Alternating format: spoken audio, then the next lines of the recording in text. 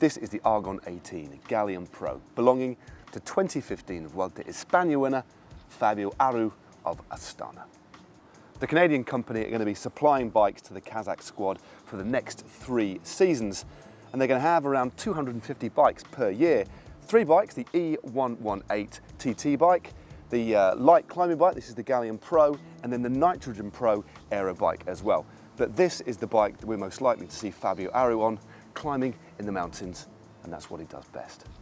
Now the Gallium Pro actually weighs in for a medium size at claimed 920 grams for the frame itself and 370 grams for the forks. And it does have quite a few very interesting features, especially, let's start in the bottom bracket area. It's a ridiculously beefy bottom bracket area, some pretty solid asymmetric chainstays, and then just look how slender the rear stays are here, and that will just help give a little bit of a comfortable ride. And I think one of the most interesting features of this bike, quite unique in fact, is head towards the front end, is the 3D head tube.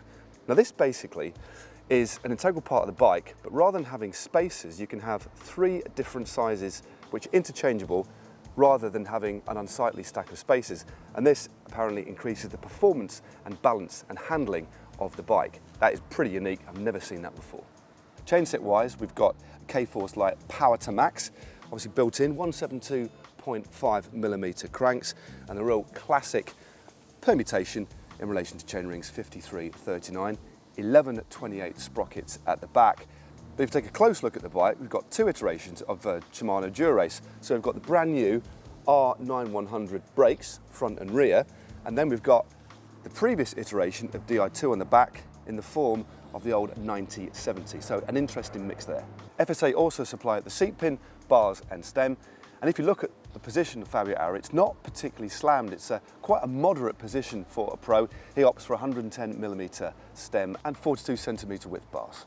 Interestingly, there's no remote shifters at all for Fabio Aru. Quite a lot of the climbers do have remote shifters on the top, but nice and plain and simple. And we've just got the Garmin mount on the top there, of course, for the Powermeter head units.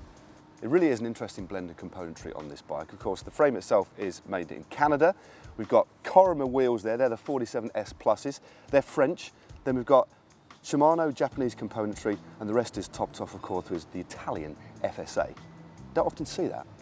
Schwalbe provide the tyres in the form of their Pro One HTs, and as is quite common these days, front and rear both 25mm. Finishing off this bike, we've got Look Keo carbon pedals, Tacx bottle cages, topped off with an Astana coloured Prologo saddle. So what does Fabio Aru's climbing machine weigh in at?